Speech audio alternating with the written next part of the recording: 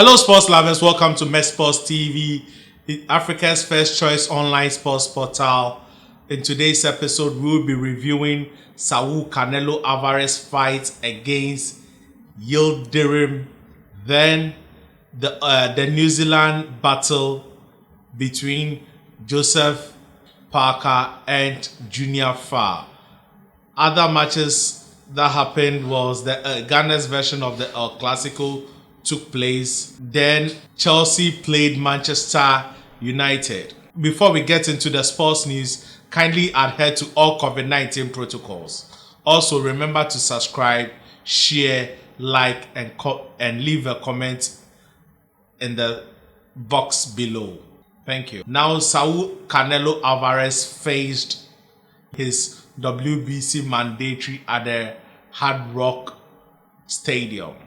It was a fantastic fight, dominance performance by Saul Alvarez. Like I said in the earlier video before this one, preceding this one, I expected Saul to win the fight between the 4th round and the 5th round, but he did the round better. Ylidirim retired on his tool. Ylidirim did not put absolute no performance.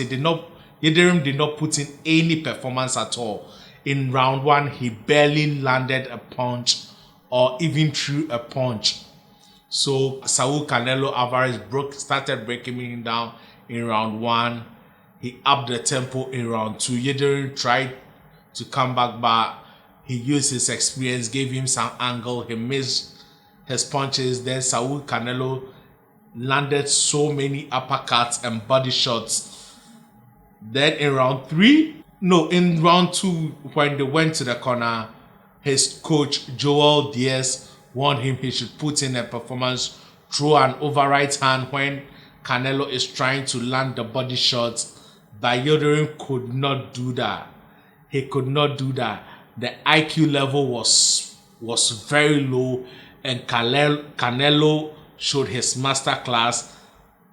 He continued, pressured him into the corners, gave him some angles, still giving him the body shot, ready to finish him in round 4. And Ylidirim said he has had enough.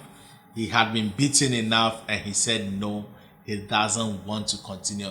So Saul Canelo Alvarez won this particular bout via a technical KO, with Ylidirim retiring and not deciding to come back for the 4th round. Congratulations to the 4th division world champion and the face of boxing right now, Saul Canelo Alvarez. But he has signed 2 fight deals with Mushroom Boxing, and this was the first fight.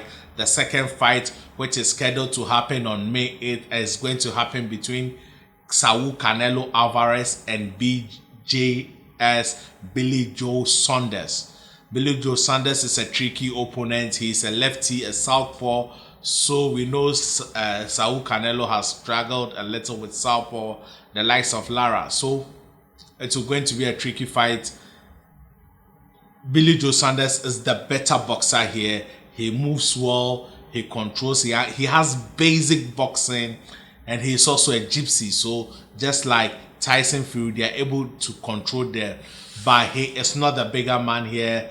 The main man that's going to be in this fight would be Saul Canelo Alvarez. This fight will be taking place on the 8th of May. So we will be looking forward to that. We'll be bringing you all the news prior to that, how the camps are training, etc., and all the news that are coming from if there are any injuries, we would update you. Thank you. Now to the Junior Farr versus Joseph Parker fight, the Battle of New Zealand. The Kiwi boys.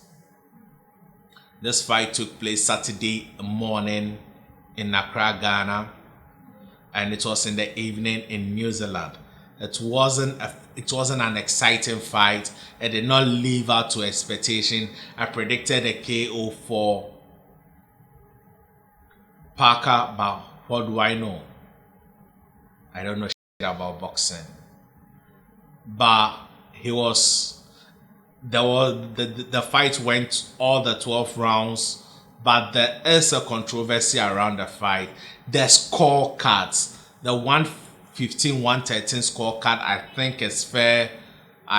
You could give the fight to Joseph Parker with 2 rounds, or you could score it a draw, being objectively. So I think the 115 scorecard, but a referee gave Joseph Parker 11 rounds. I did not know what he was watching.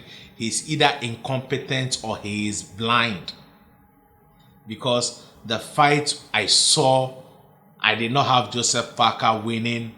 Sorry, I did not have Joseph Parker winning 11 rounds, because Junior Fa also had his moments.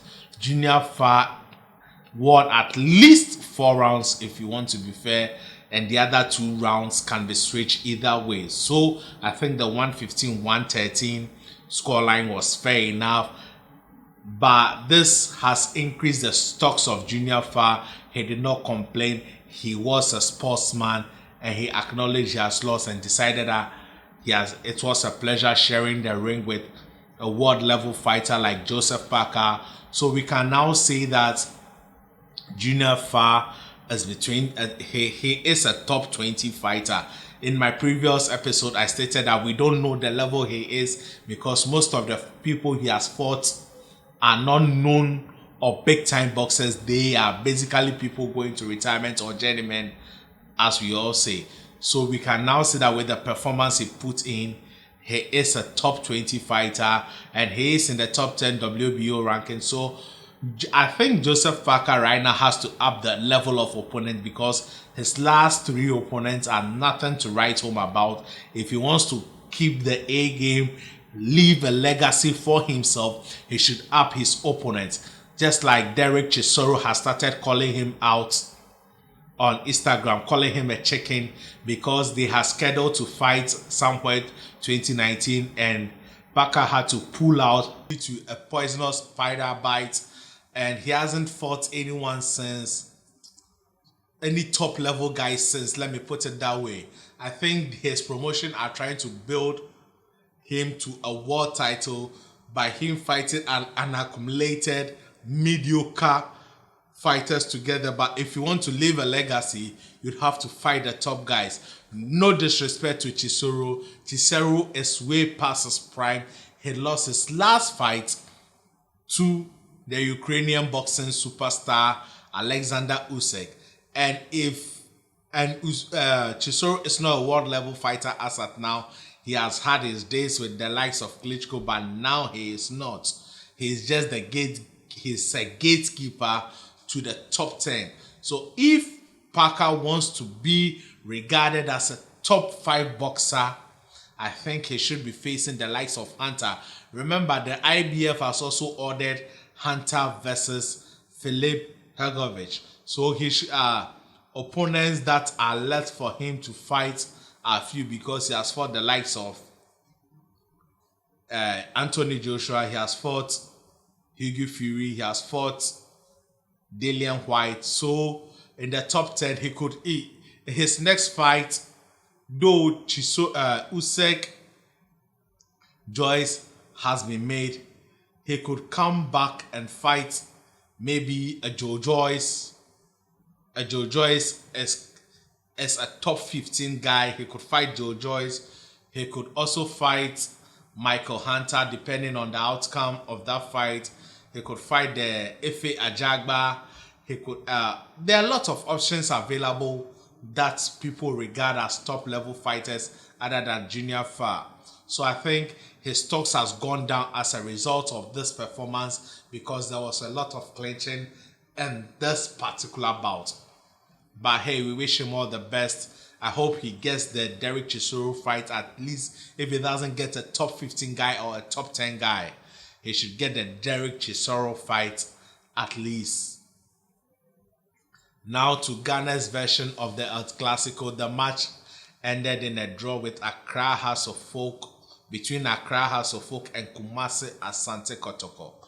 Both teams had beaten each other 35 times, and the winner today would have gotten their nose in front and be regarded as the head-to-head leaders, but that did not happen.